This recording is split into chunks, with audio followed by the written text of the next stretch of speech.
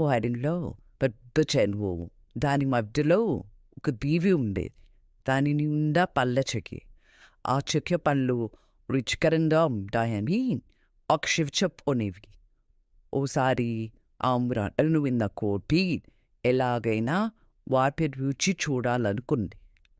కోటికి ఇటు వచ్చిన ఆ చెరువు నిండా మొసలి వంగడంతో భయపడింది.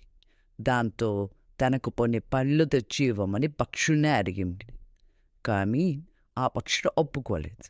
కోటి మాత్రం ఆ పండ్లను రుచి చూడాల్సిందేనని నిర్ణయించుకుంది. కాస్త ఆలోచించిన తర్వాత దానికి ఒక ఉపాయం తట్టింది. మర్నాడు ఉదయమే చెరువు దగ్గరికి వెళ్ళి మొసలినన్నిటినీ పిలిచింది. అప్పుడు కోటి, నా ప్రియమైన మొసల్లారా, నేను మృగరాజు కొలువులో ఉంటాను. శివం పుట్టినరోజు సందర్భంగా అడవిలోని జంతువులన్నిటికీ విందు ఏర్పాటు చేశాడు.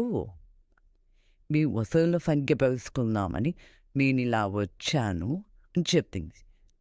మీరంతా ఇక్కడి నుంచి ఆ బియ్యం వరకు వరుసలో వేసుకుంటే మీరు లెక్కిస్తాను అని చెప్పింది.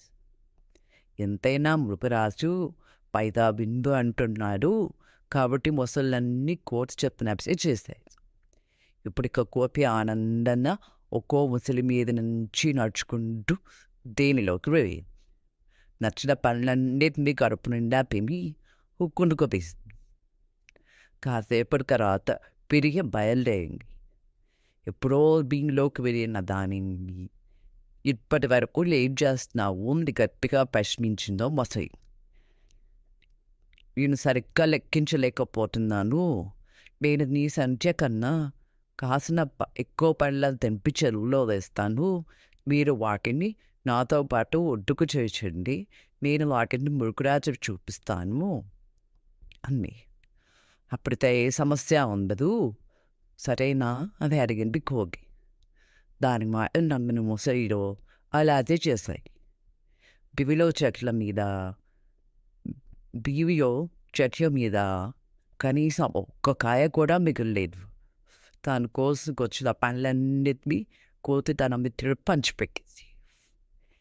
విషయం తెలుసుకున్న పక్షులు ఆ కోతి అడిగినప్పుడే దానికి కొన్ని పండ్లు తెచ్చిస్తే సరిపోయేది, ఇక అలాగే చేద్దాం అని అది ఆ కోతితో ఒప్పందానికి వచ్చారు.